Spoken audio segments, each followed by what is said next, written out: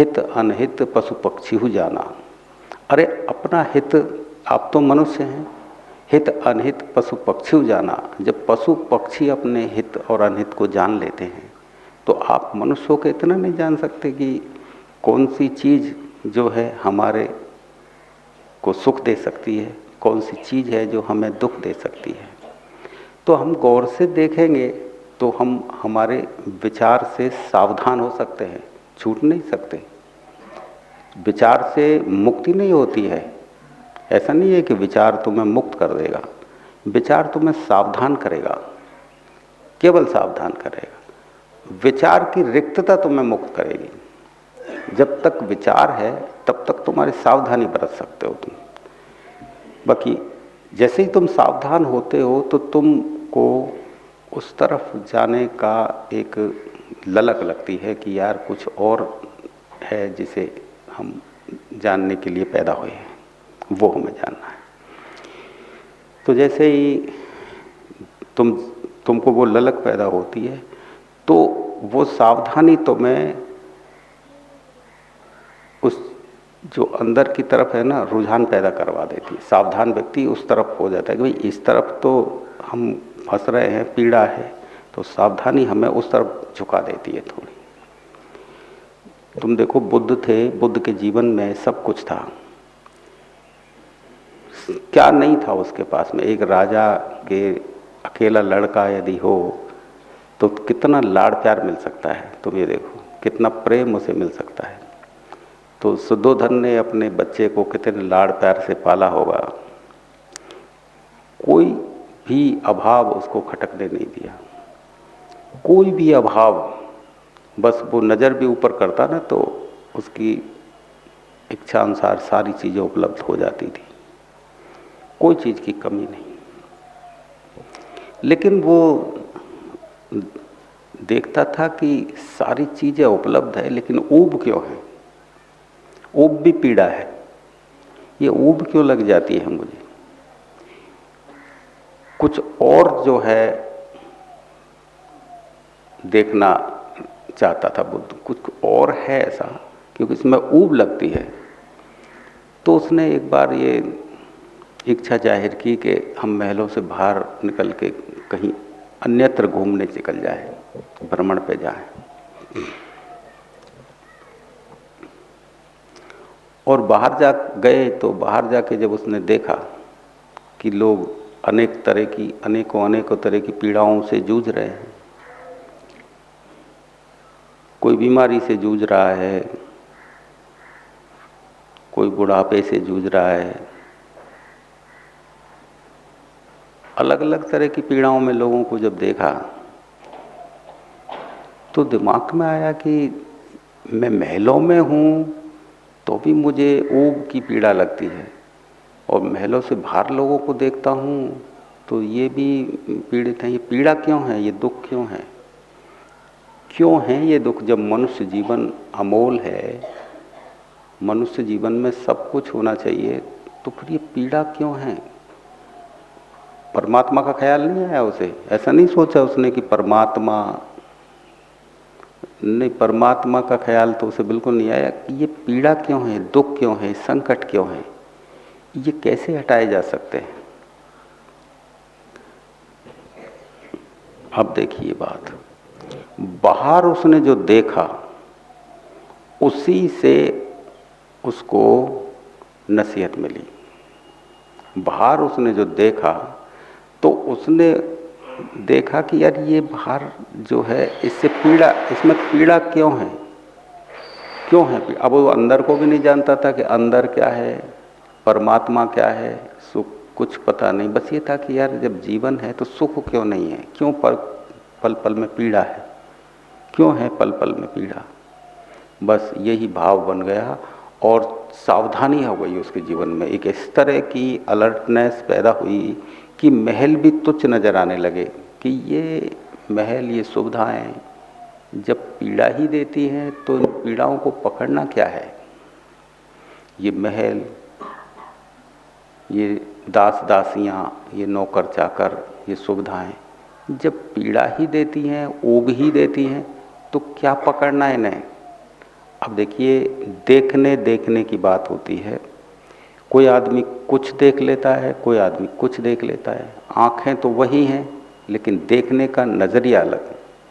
तो बुद्ध का नज़रिया जो होता ना, वो स्पष्ट हो गया कि जब दुख ही है इन पत्थरों में, इन महलों में और इन दास दासियों में, इस सुविधाओं में, तो फिर इस दुख में ठहरना क्या, क्या ठहरना है। ये जब नज़र पड़ा उसे, जब चीज़ें साफ सुथरी नज़र पड़ जाती हैं, जब बुराई साफ सुथरी नज़र आ जाती है, तो बुराई में आदमी नहीं ठहरता, फिर माँ से छूट जाता है। और जब आदमी को चीज़ों में रस नज़र आता है कि अब नहीं तो कोई बात नहीं, कल, अब नहीं तो नहीं, अब कल, अब नहीं तो फिर बाद में, अब नहीं तो फिर बाद में, मिलेगा कुछ, मिलेगा कुछ, इसी आस में जीवन गुजर जाती। और जिसको समझ पड़ जाता है तो एक क्षण में पड़ जाता है। तो बुद्ध ने देखा कल का इंतजार क्या करना है, अब तक जो देखा है उसमें तो पीड़ा ही मिली है, इन सभी सुखों में मुझे पीड़ा मिली है। और मैंने जब बाहर जाके देखा तो पीड़ा सभी लोग पा रहे हैं, कोई बीमार है, कोई उम्र के साथ में मर रहा है, कोई कुछ, कोई कुछ, ये क्या है ये सब कुछ। तो उसे ये विचार जो था ये विचार ही मुक्ति नहीं था, तो अलर्टनेस का ये विचार था, ये सावधानी का विचार था। एक सावधानी पैदा हुई जीवन में, देखने की एक दृष्टि पैदा हुई, और वो फिर निकल गया और अपने सारथी से बोला कि अब मुझे उन दुखों में नहीं जाना, अब मुझे जंगल में देखना है जाके कि वहाँ सुख मिलता है कि नहीं। मैंने बस्ती में तो देख लिया है, महलों में देख लिया, बस्ती में देख लिया, ये दो जगह तो मेरी देख ली कि यहाँ तो, वहाँ तो ऊब है, ऊब का दुख है, परेशानी, और यहाँ पीड़ा, तो आदमी तो दुखी। अब मैं थोड़ा जंगल में जाके देखना चाह रहा हूँ कि क्या जंगल में जाने पे सुख मिलता है। बस खोज उसकी सुख की थी, परमात्मा की नहीं।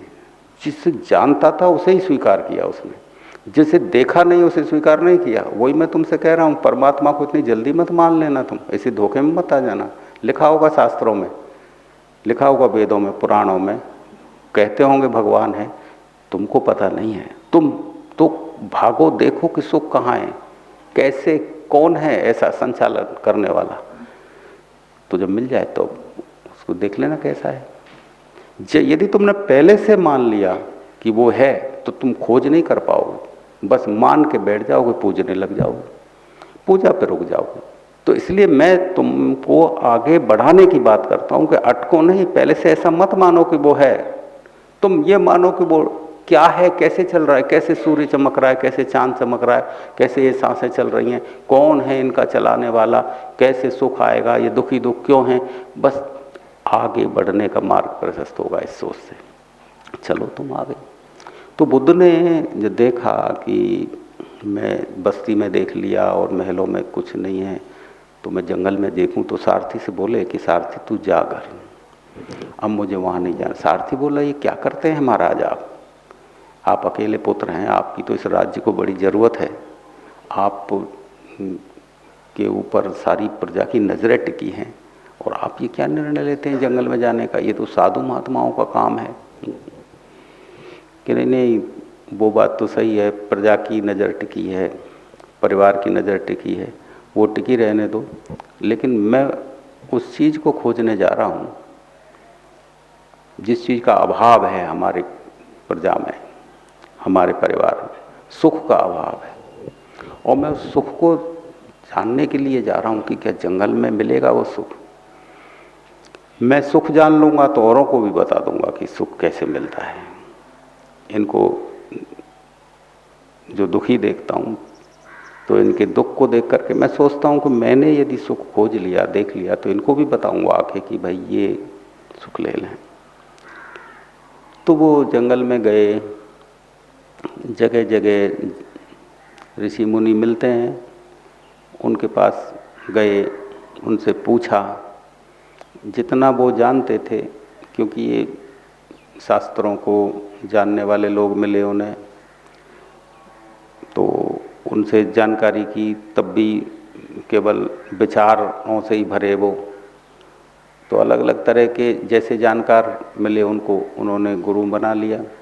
कोई गीता का जानकार मिला तो कोई वेद का मिला, तो इस तरह से अलग अलग जो शास्त्रों के अनुभव के थे जितना जानते थे, कोई मंत्रों का, कोई तंत्रों का, कोई प्राणायाम का, कोई तपस्या का, अलग अलग तरह के उनको मिलने जंगल में, उनसे वो सीखा।